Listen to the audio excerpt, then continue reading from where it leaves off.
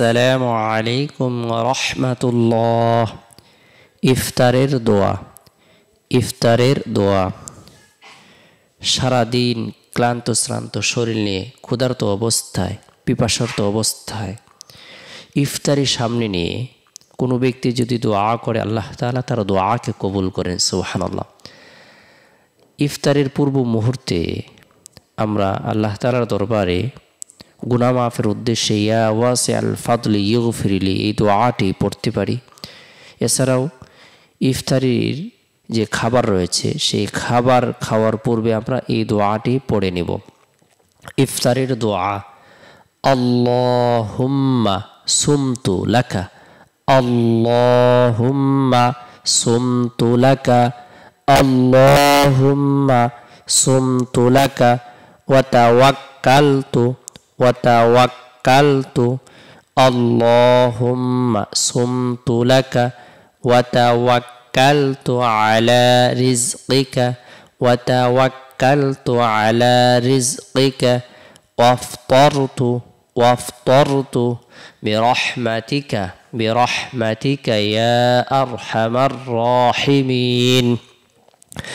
আল্লাহুম্মা সুমতু লাকা, আল্লাহুম্মা সুমতু লাকা ওয়া তাওয়াক্কালতু আলা রিজকিকা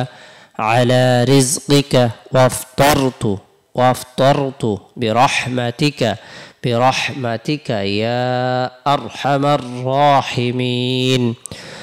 আল্লাহুম্মা সুমতু লাকা ওয়া তাওয়াক্কালতু আলা রিজকিকা ওয়াফতারতু বিরহমাতিকা ইয়া আরহামার রাহিমিন। আল্লাহুম্মা সুমতু লাকা ওয়া তাওয়াক্কালতু আলা রিজকিকা ওয়াফতারতু বিরহমাতিকা ইয়া আরহামার রাহিমিন। অনেকেই আমরা আরবি পড়তে পারি না। আরবি দিয়ে দোয়াটি আমরা বলতে পারি না। আমরা চাইলে বাংলা উচ্চারণ দেখেও শিখে নিতে পারি।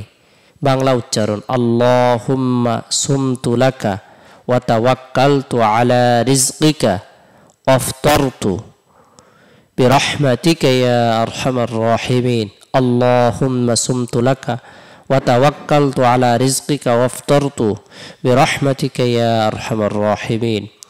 অর্থ, হে আল্লাহ, তোমার সন্তুষ্টির জন্য রোজা রাখলাম ও তোমারই আহার্যের উপর নির্ভর করলাম এবং এখন তোমারই রহমতে ইফতার করছি, হে সর্বশ্রেষ্ঠ অনুগ্রহকারী। সুবহানাল্লাহ। আমরা ইফতারের পূর্ব মুহূর্তে এই দোয়াটি পাঠ করব। আল্লাহ তাআলার দরবারে হাত উত্তোলন করে দোয়া করব। রোজাদার ব্যক্তির দোয়া আল্লাহ তাআলা ইফতারের পূর্ব মুহূর্তে কবুল করেন। আল্লাহ পাক রব্বুল আলামিন আমাদের সকলকে ইফতারি খাওয়ার সময় এই দোয়াটি পাঠ করার তৌফিক দান করুক।